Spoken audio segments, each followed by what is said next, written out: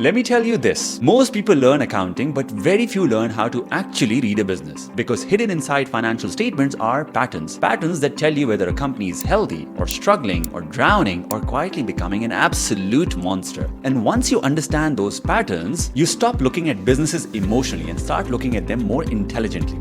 So let me ask you something. If I showed you two companies, same industry, same revenue, same number of employees, could you tell me which one was secretly collapsing? A good investor could probably tell that within 2 minutes. Not because they are smarter, but because they know which numbers matter. And over the next few videos, I'm going to show you the 5 major categories of financial ratios, the exact framework which is used by investors, CFOs, bankers, and private equity firms. Now, a quick disclaimer before the accounting police attacks me in the comment section. I'm not going to spend this series throwing formulas on your face for 15 minutes because formulas are available everywhere. You can Google them in 8 seconds. What actually matters beyond the formulas is understanding the story behind the numbers. And by the way, I've created a free financial ratios cheat sheet with formulas, explanations, and warning signs for you to download. The link is given below. Financial ratios basically fall into 5 main buckets: profitability ratios, liquidity ratios, efficiency ratios, leverage ratios, and valuation ratios. And each one answers a completely different question about the business.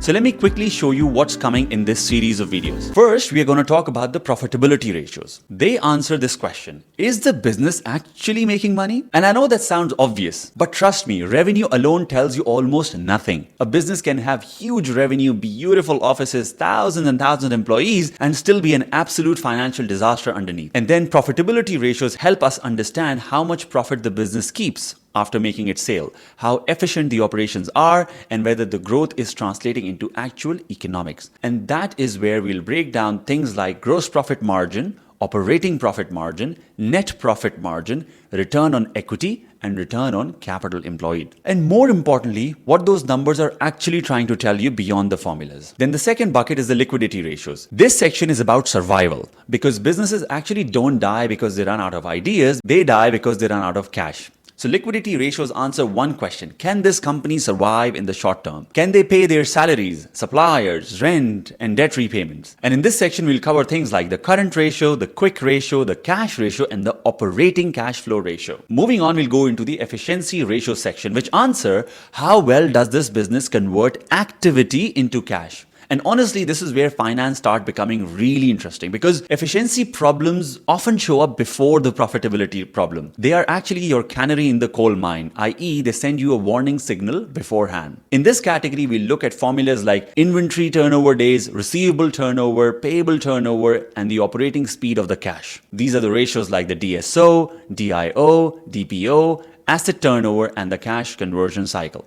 And this is the category where businesses like Amazon, Costco, Zara have built some of their biggest competitive advantages. Moving on from there, we'll go into something tricky, which is the leverage section. Leverage, which is debt or loans in simple words, is probably the most misunderstood topic in finance. Debt is not automatically bad. Used correctly, debt can accelerate your growth. Used carelessly, it can completely destroy your business. So leverage ratios basically answer 2 questions: how much debt the business has and whether it can safely survive the debt. This is where we'll break down ratios like debt to equity ratio, debt to asset ratios, interest coverage ratio, and debt service coverage ratio, which is called the DSCR. And we'll talk about why leverage often makes businesses look amazing right before things can go wrong. Moving on from there, we're going to go into the last bucket, which is the valuation. This category changes the question completely. We are no longer asking, is this a good business? Now we are asking, is this business worth the price the investors are paying for it? It's a very different question. This is where we'll cover ratios like the price earnings ratio,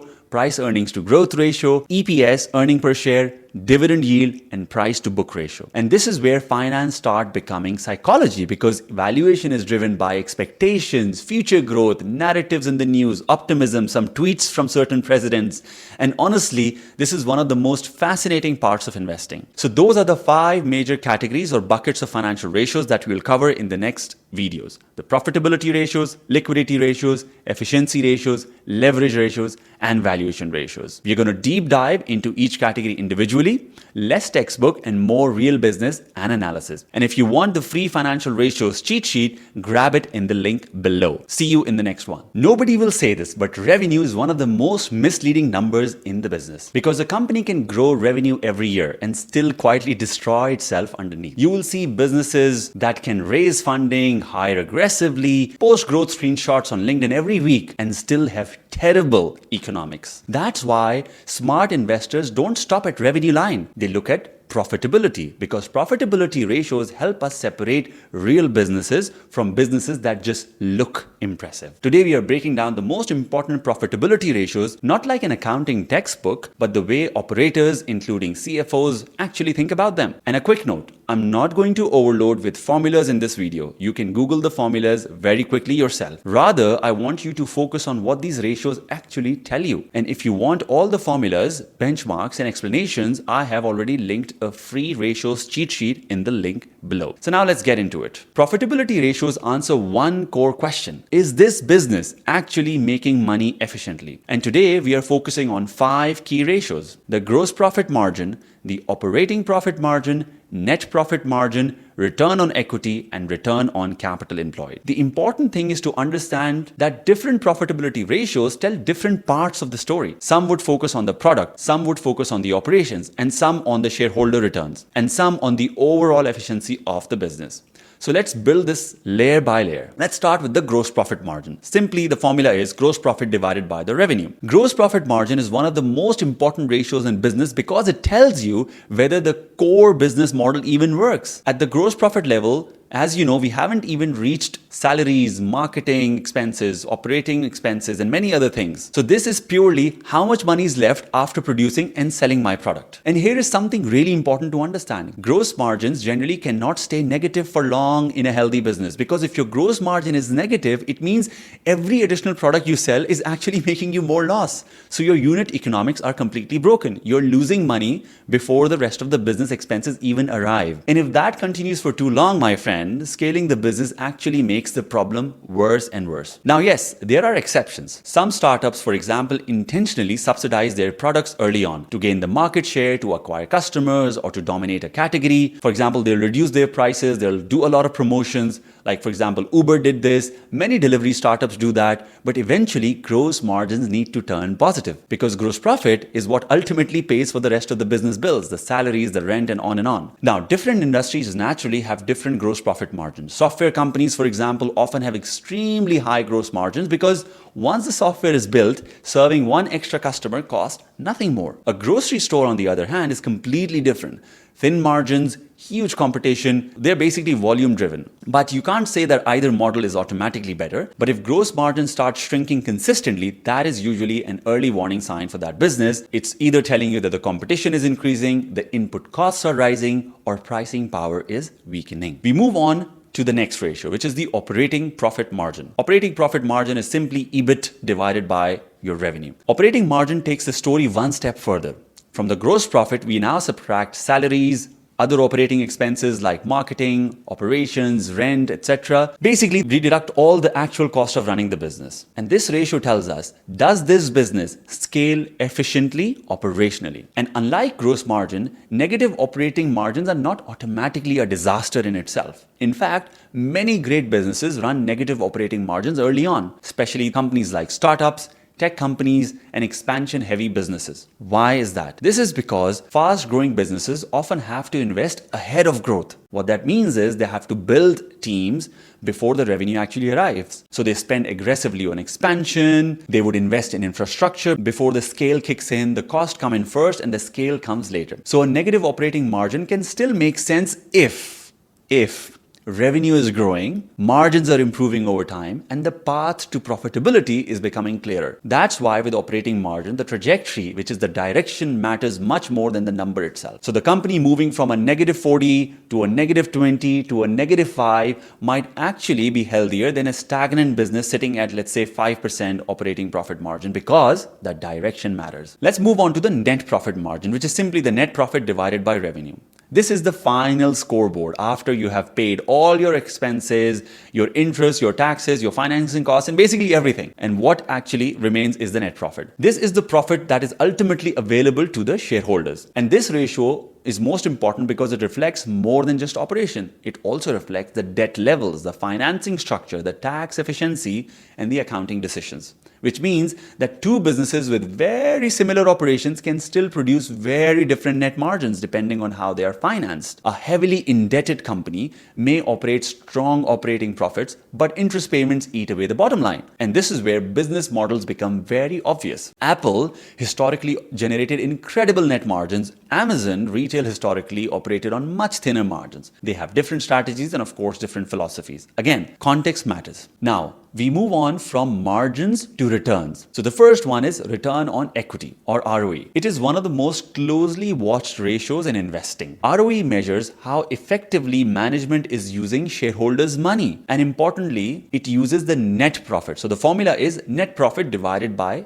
shareholders' equity. Why do we use net profit? Because shareholders only care about what remains in the P&L after paying all the cost, after paying the lenders, the taxes, and everybody else. So ROE basically asks the company, for every dollar of shareholders' invested money, how much profit ultimately came back to the shareholders. Now, great businesses often generate consistently strong ROEs over long periods of time. But here is the trap. Debt can artificially inflate the ROE because when a business borrows heavily, invest that borrowed money and generate returns, the equity base becomes much smaller relative to the size of the business, which means ROE can rise even if the underlying business hasn't improved much.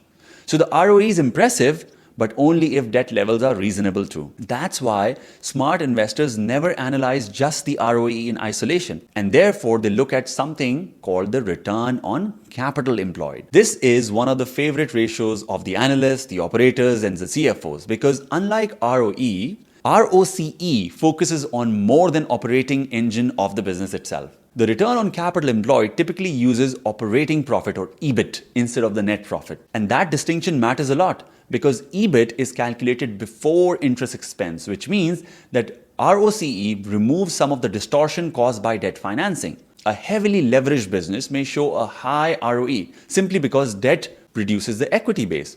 But ROCE helps neutralize that effect, which makes it a cleaner ratio when comparing businesses with different financing structures. And this is also why equity investors often focus heavily on ROE, while operators, analysts, and management teams lead to love return on capital employed, the ROCE. Because ROCE evaluates how efficiently the business itself generates returns, regardless how it is financed from debt or equity. Now, the big mistake beginners make with profitability ratios is assuming that high is always better. It's not true. Different industries operate differently.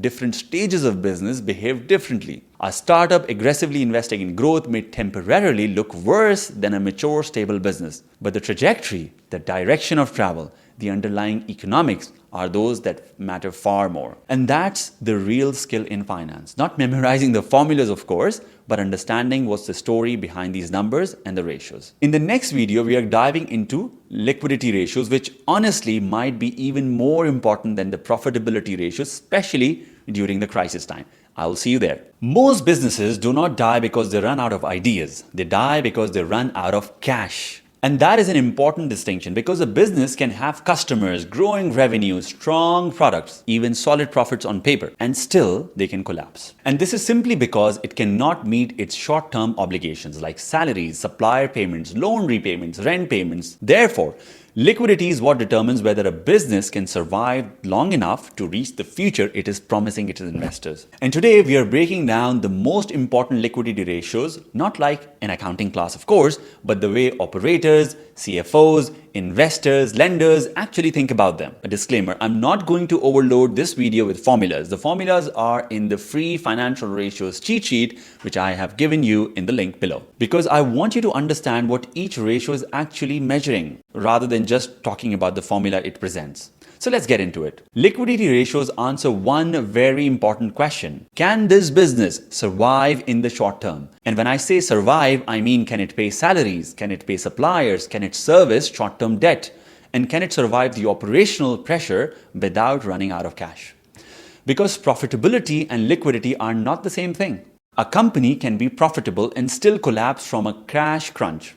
In fact, that happens more often than people realize. Today, we are focusing on 4 key liquidity ratios: the cash ratio, the quick ratio, the current ratio, and the operating cash flow ratio. And the important thing to understand is this: each liquidity ratio becomes progressively less strict as we go along, meaning the more assets you include, the easier it becomes for the business to appear healthy. So let's start with the strictest ratio, the cash ratio. The cash ratio is the purest liquidity test there is available. It basically asks, if every short-term obligation became due tomorrow, could this business pay for it immediately using only cash, not inventory, no assumptions, no future collections from debtors, no optimism, just can you cover all your liabilities with cash tomorrow? And because of that, this is one of the most conservative ratios in finance. Banks and distressed credit analysts pay very close attention to this ratio during crisis.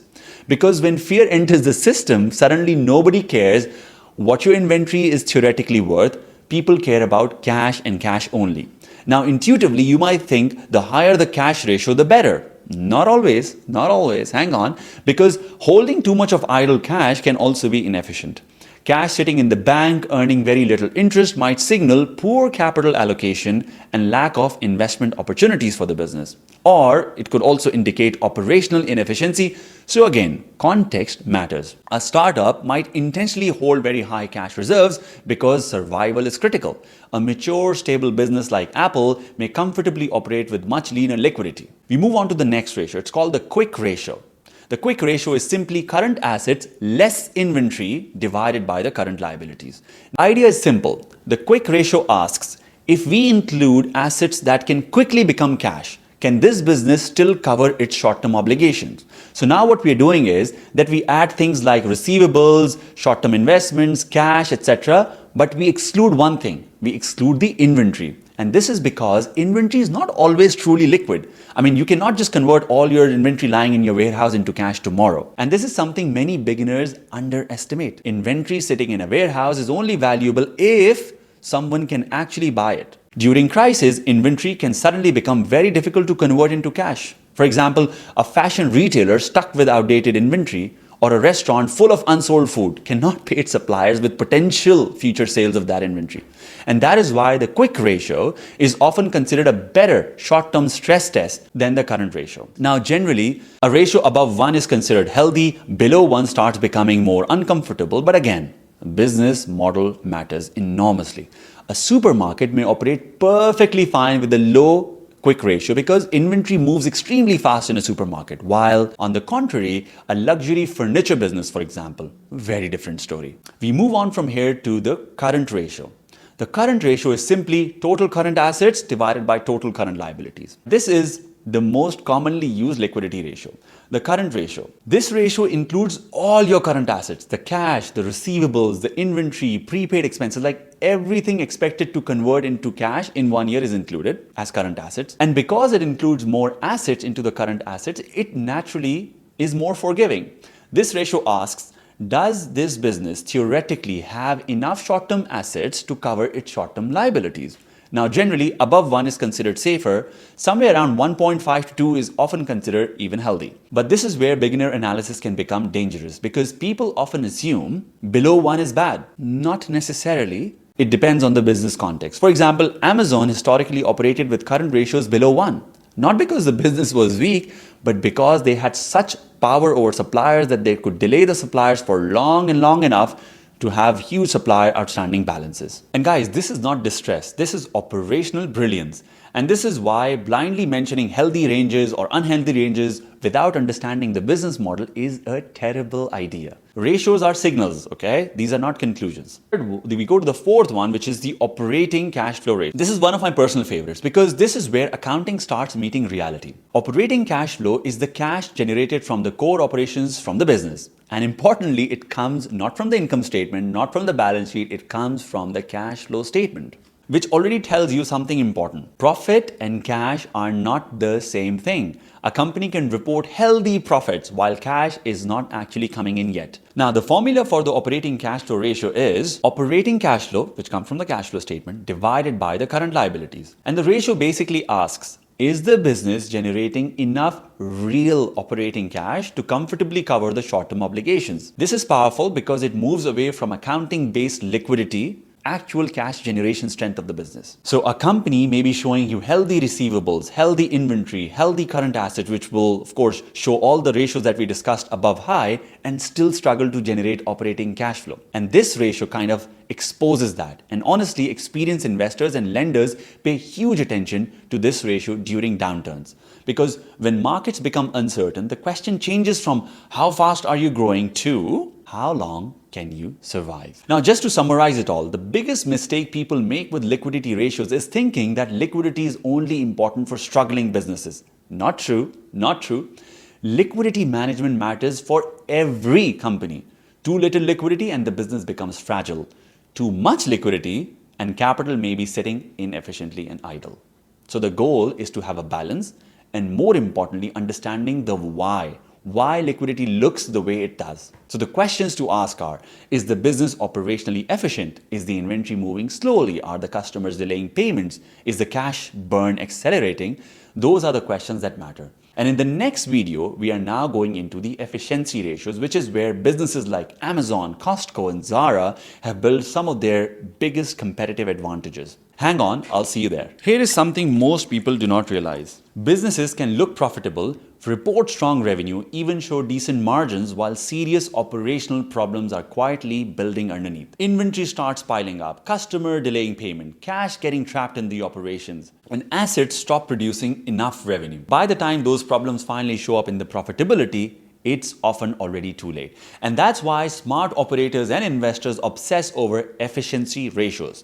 Because efficiency ratios tell you how well a business actually runs, not just whether it makes money, but how is money made. And today we are breaking down the most important efficiency ratios, the way CFOs, operators, and serious analysts actually think about them. And a quick note, I'm not going to spend this video drowning you in formulas. The formulas are already inside the free financials ratios cheat sheet in the link below. But I will briefly show you those formulas on screen because I want you to understand what each ratio actually is measuring. So, without further ado, let's get into it. Efficiency ratios answer one core question. Efficiency ratios answer one core question. How effectively does this business convert activity into cash? This is where finance starts becoming really interesting because efficiency ratios sit right in the middle of operations, finance, and cash flow. And today we are focusing on these ratios in the efficiency ratios bucket. The days sales outstanding, the days payable outstanding, the assets turnover ratio, and the cash conversion cycle. We'll go one by one. Now, one thing to understand upfront, efficiency ratios are heavily industry dependent. A supermarket operates very differently from a luxury watch company. Another example, an airline operates completely differently from a SaaS business, a software as a service business. So don't obsess over the perfect numbers. The real power comes from trends over time, the trajectory as we have talked about, and the comparison versus the industry peers. Let's start with the first ratio, which is days inventory outstanding, short for DIO days. The formula is average inventory divided by the cost of goods sold multiplied by 365. Think about it this way. How many days does it take for your inventory to be sold? If the business has a DIO of 120 days, it means that inventory sits around roughly 120 days before it can be sold. And this matters because inventory ties up your cash. The longer a product sits on your shelf unsold, the longer it takes for the cash to come in. The longer your cash stays trapped inside the business. Now, generally, lower DIO is better because it means products move faster, demand is healthier, and cash recycles more efficiently. Companies like Zara became famous for extremely low inventory days. Fast-moving inventory, rapid refresh cycles, quick reaction to trends, that operational speed became a competitive advantage for Zara. Remember, too low isn't automatically good either because extremely lean inventory may create stock shortages, miss sales, you run out of stock, you have operational stress, and if DIO starts increasing consistently over time, that's often an early warning sign too. It may suggest your demand is weakening, people don't want to buy it, poor forecasting because you overbought, overproduction, or obsolete inventory quietly building underneath in your stock. The next ratio is days sales outstanding, the DSO. And the formula is average account receivable divided by credit sales multiplied by 365. What it is asking you is how many days does it take for your customers to actually pay you? And honestly, this ratio tells you a lot about the quality of revenue. Because remember, revenue means very little if customers haven't actually paid you. So a DSO of, for example, 20 days, 30 days, maybe 45 days might be completely healthy depending on the industry. But if DSO starts creeping upward over time, your customers are taking 60, 90, 120 days to pay you, that's where analysts start paying attention, because it may signal customers are delaying payments, you have a weak collection process, or you have deteriorating customer quality. Maybe they don't have money to pay you. And overall, what it indicates is that there is stress building underneath the revenue growth. And this is how many businesses quietly run into cash problems.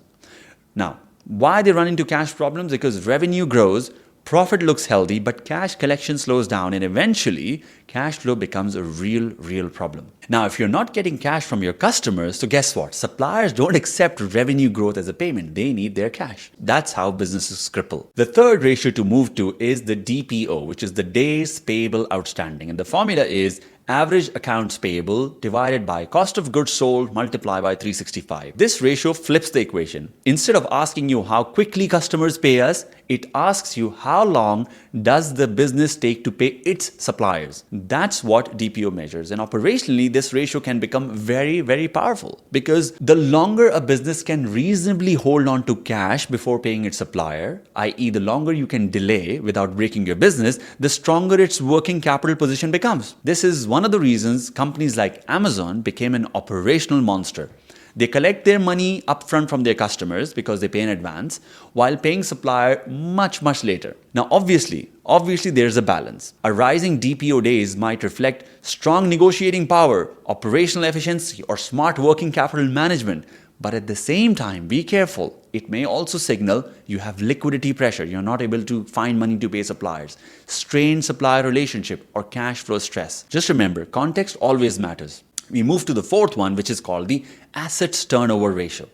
The simple formula is revenue divided by average total assets of the business. This ratio simply asks you, for every dollar of asset in the business, how much revenue is the business able to generate? And this ratio tells you a lot about the type of business you are looking at. There are businesses which are asset light, meaning they don't have heavy capital expenditure. For example, like software companies often generate very high asset turnover ratio because they don't need huge physical infrastructure to scale.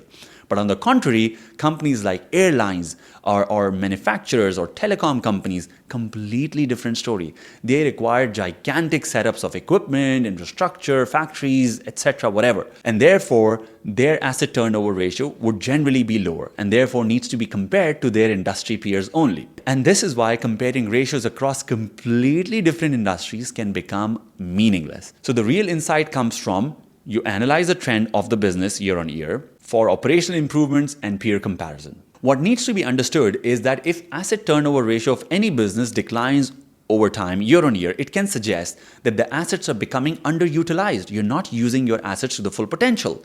Growth investments are not producing enough revenue. You put a new factory, but there is no revenue coming in. Or operational efficiency is weakening. The last, but the most important one, is the cash conversion cycle. And the formula is days inventory outstanding plus outstanding minus days payable outstanding. Now, this is where everything connects. The cash conversion measures how many days does the cash stay trapped inside the business? Or in other words, how many days does it take for you to sell your inventory, to collect your customers' payments, and to pay your suppliers? So what is the cash cycle of your business? And this ratio tracks that entire operation journey. Generally, lower the cash conversion cycle, the healthier and more efficient the business is.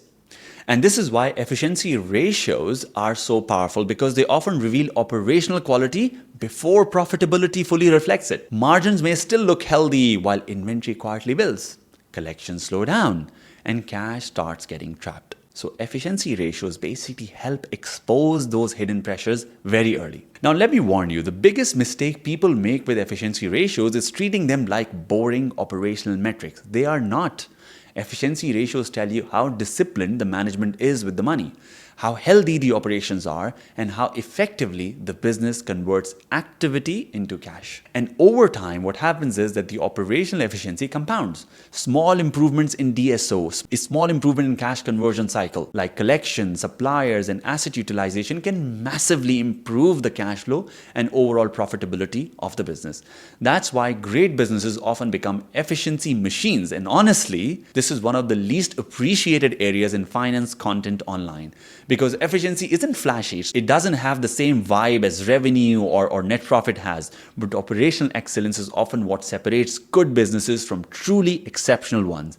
In the next video, we will move on to the next bucket of ratios, which is the leverage ratios, which is where we talk about debt and why leverage can either accelerate growth or completely destroy companies. Hang on, I'll see you there. So before we get into the leverage ratios, I saw it online somewhere, I would love to repeat it over here, is that the obsession with 3 L's can destroy a man. Obsession with liquor, leverage, and ladies. So on that note, we start this video about the liquidity ratios. Let me tell you this, debt or simply loan is one of the most misunderstood things in the business. Some people think debt is always dangerous. Others think debt is secret to scaling fast. The truth is that both can be right, because debt is leverage and leverage amplifies the outcomes. If the business performs well, debt can accelerate your growth and shareholders' returns dramatically. But if things go wrong, a debt can destroy a company much faster than most people realize. And history is full of businesses that looked profitable, successful, unstoppable right before leverage crashed them underneath. And that is why investors, lenders, CFOs, and analysts obsess over leverage ratios, because leverage ratios answer 2 very important questions. 1, how much debt does this business actually have? And can it realistically survive that debt level? And today we are breaking down the most important leverage ratios, not like an accounting class, but the way serious finance people actually think about them. A quick note of caution, I am not going to drown you in formulas. The formulas are available inside the free financial ratios cheat sheet, which is in the link below. You can download and go through it. But I'll briefly show you them on the screen because I want you to understand what each ratio is actually measuring. So the leverage ratios generally, as I said, fall into 2 broad categories. 1, ratios that measure how much debt is in the business. And number 2, they're ratios which measure whether the business can actually handle that debt safely. And that distinction matters because a business can carry huge amounts of debt and still be perfectly healthy because it can manage that level of debt. So what matters is stability, cash generation, predictability, and debt servicing ability. Different industries naturally use different debt levels. For example, airlines have very high levels of debt. Real estate also is known to have high levels of debt, but software businesses usually much lighter on debt.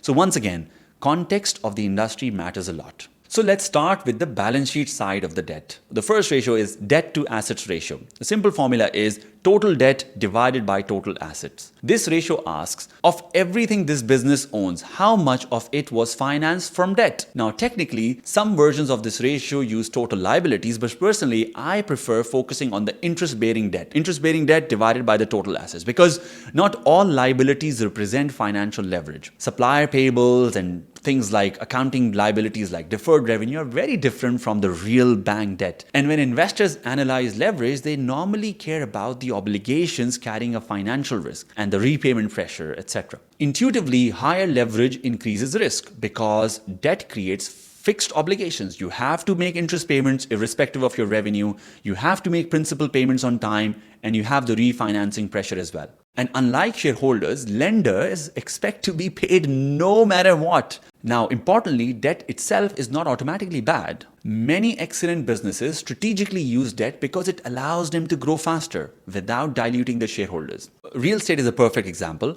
Without debt, real estate growth would be dramatically slower. The danger begins when debt grows faster than the business's ability to generate cash. That's when leverage quietly becomes risky. The next ratio that we're going to move to is called the debt to equity ratio. The formula is quite simple. Total debt divided by total equity. Now, this is probably the most commonly discussed leverage ratio, debt to equity. This ratio asks, for every dollar the shareholders have invested in the business, how much borrowed money is in the business? This ratio tells us how the business is financed. For example, if I start a business, I put 30 of my money and take a bank loan of 70. So my business has total capital of 100, 30 is equity and 70 is debt. So the debt equity ratio becomes 70-30. Now, here's where finance gets interesting. Debt can actually improve shareholders' returns because if borrowed money generates returns higher than borrowed cost, shareholders benefit enormously.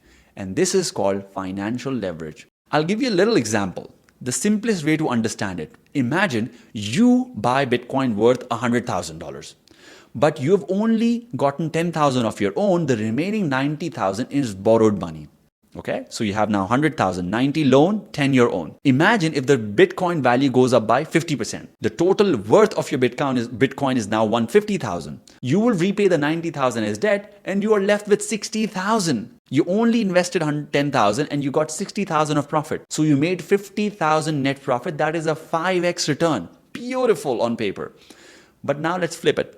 If Bitcoin, instead of rising, falls by 50%, your Bitcoin worth, which started at 100,000, is now 50,000. Remember, you still owe the lender the 90,000. So your original 10,000 is completely wiped out and you still owe 40,000 to the lender. That is leverage. It doesn't just magnify gains, it magnifies losses too. And that's the exact same thing which happens with businesses. When a company borrows money and things go well, returns can look amazing. But when growth slows down and things go south, debt doesn't slow down with it. The lenders still want to be paid. And that is one of the reasons private equity firms use debt aggressively. Leverage magnifies returns, but also magnifies mistakes.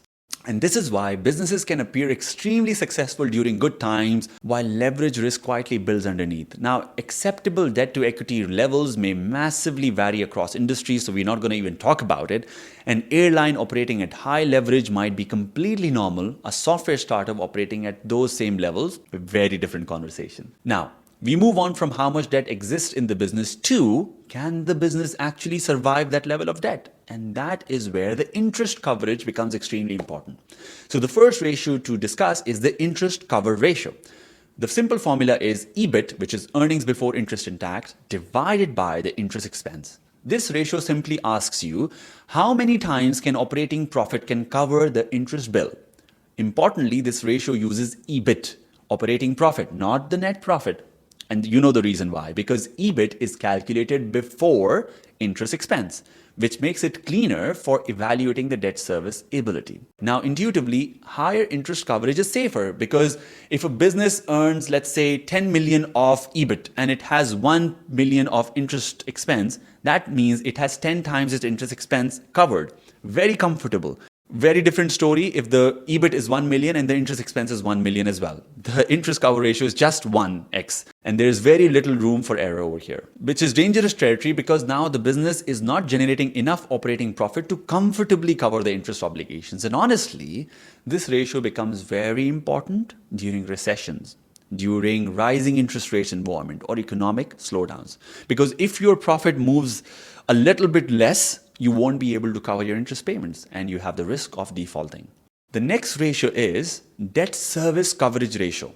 And the simple formula is EBITDA divided by total debt service. Just to be clear, debt service is interest payments plus the principal payments. Now, this is one of the most important ratios for lenders and banks because the interest cover ratio that we looked before only asks you, can the business pay the interest? But guess what? The lenders don't just care about interest, they also care about the total principal. And therefore, they ask you, can the business pay everything, meaning interest and principal? And that is what DSCR, the debt service coverage ratio, measures. Now, importantly, DSCR uses EBITDA instead of net profit. Why? Because EBITDA removes things like interest, taxes, and depreciation and amortization, which are non-cash items, so that we have a clearer picture of the operational cash generation capacity of the business. And this ratio is heavily used by banks when you negotiate covenants with them, other lenders, private credit firms, and other like investors. Because again, just to summarize the point, ultimately your lender cares about one thing. Can this business reliably generate enough cash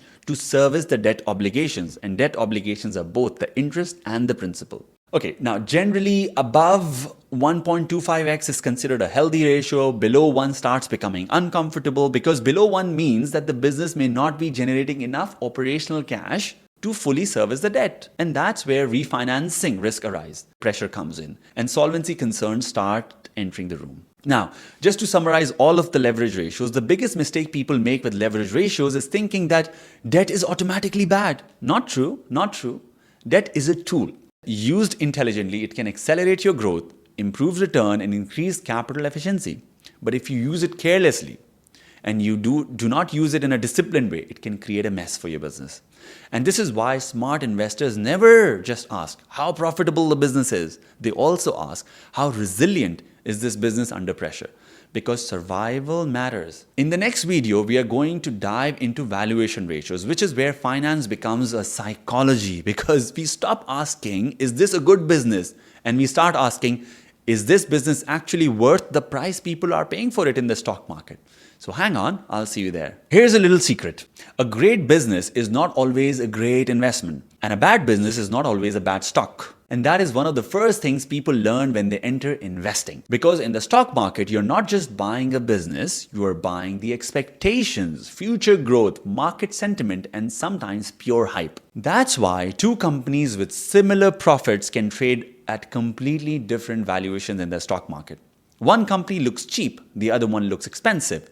And today we are going to understand why is this the case. Because valuation ratios answer a completely different question from every other ratio that we have discussed before. For example, profitability ratios asked us, is this business making money? Liquidity ratios ask, can this business survive? Efficiency ratios ask, how well does this business operate? Leverage ratios ask us, how risky is the debt? But valuation ratios ask completely different question. What is the market willing to pay for this business? And honestly, this is where finance start becoming psychology. And today we are breaking down the most important valuation ratios, not like a finance textbook, but the way investors and an analyst actually think about them. And a quick note, I am not going to overload this video with formulas. The formulas are all inside the free financials ratios cheat sheet, which is in the link below. But I will briefly show them to you on screen because I want you to understand what each ratio exactly means. So let's get into it. Valuation ratios are heavily driven by expectations, not just current performance. And this is very important to understand. The market is always trying to price the future growth, future profits, future risk, and future opportunities, which means valuation is not just about where is the business today. It's about where the market is thinking the business will be tomorrow.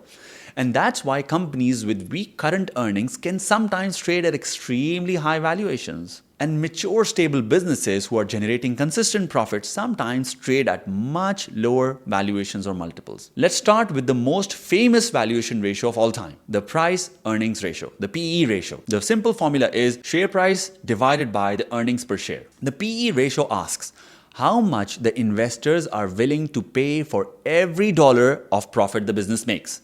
If a company has a share price of, let's say, 100 and the earnings per share of 5, the PE ratio is 20 times, meaning the investors are willing to pay 20 times the current earnings of the business. Intuitively, a high PE ratio means the market expects strong future growth, high future profitability, or low business risk in the future. A lower PE may suggest slower growth, higher risks, or weaker future expectations of the business. But this is where beginners often make a mistake. They assume low PE is a cheap stock. Not always, not always.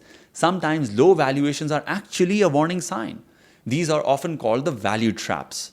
Businesses that look cheap because the market expects future problems ahead, and on the flip side, companies like Tesla or Nvidia traded at extremely high PE ratios for years, not because investors were buying current profits, but because they believed in future growth of these companies. That's why valuation ratios are fundamentally about expectations. We move to the next valuation ratio, which is the earnings per share ratio, or EPS.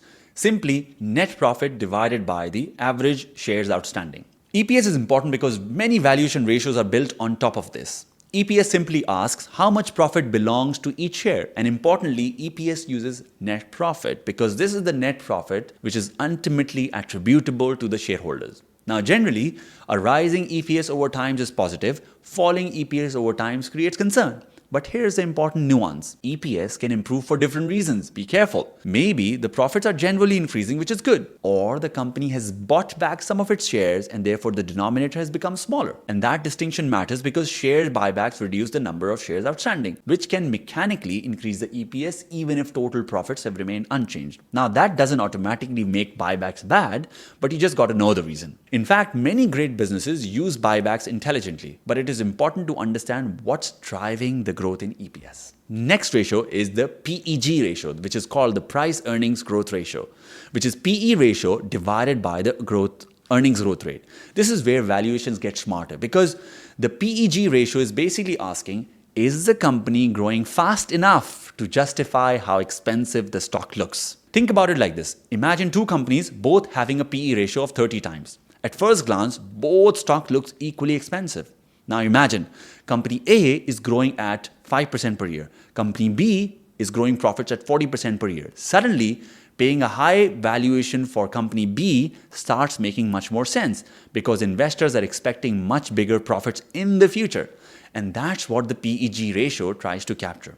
It connects valuation with growth. Just to summarize, the PEG ratio depends on future growth expectations, and future growth is never guaranteed, guys. Sometimes investors become too optimistic. They assume growth will continue forever until suddenly growth slows down, competition increases, or the market narrative changes. And when that happens, the growth stocks can fall very, very quickly. Even if the business itself, it's still good, because valuation is heavily driven by expectations, and those expectations can change. Next, we move on to the dividend yield formula.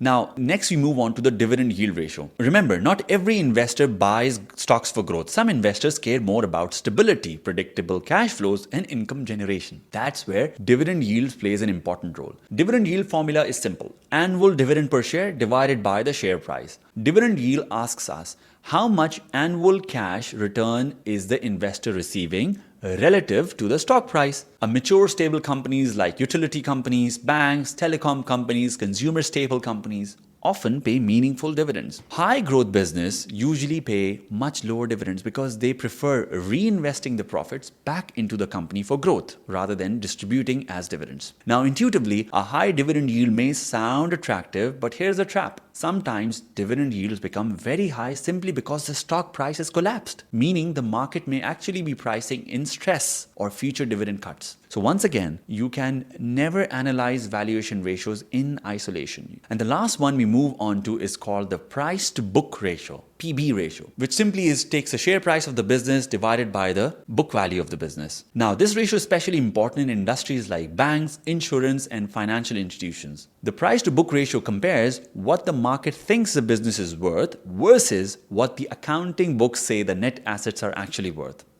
The formula is market value divided by the book value of equity. Now, for asset-heavy businesses like airlines, etc., this ratio can become very meaningful, but for modern businesses like software companies, tech platforms, and brands, book value often misses most valuable assets entirely. Things like intellectual property, the software, the network effects, the brand value, the consumer ecosystem, which is why some incredible businesses trade at far above book values. Now, to summarize everything, the biggest mistake people make with valuation ratios is assuming valuation is objective. It's not objective. Valuation is a reflection of expectations, and expectations are subjective. Expectations are driven by growth, confidence, risk narratives, people making tweets at different times of the day. And that's why markets can sometimes become euphoric, irrational, fearful, extremely pessimistic, and honestly, this is what makes valuation so fascinating. Because at some point, finance stops becoming pure finance and starts becoming a human behavior. And that is why smart investors don't just ask, is this a great business? They also ask, am I paying a reasonable price for this business? Because even an incredible business can become a terrible investment if you overpay for it. And sometimes average businesses become fantastic investments simply because expectations became too pessimistic around them. And guys, that wraps up our financial ratios series. If you want the full cheat sheet with formulas, benchmarks, explanations, and red flags, grab it from the link below. I hope you enjoyed the series and I hope you found it useful. Catch you until next time.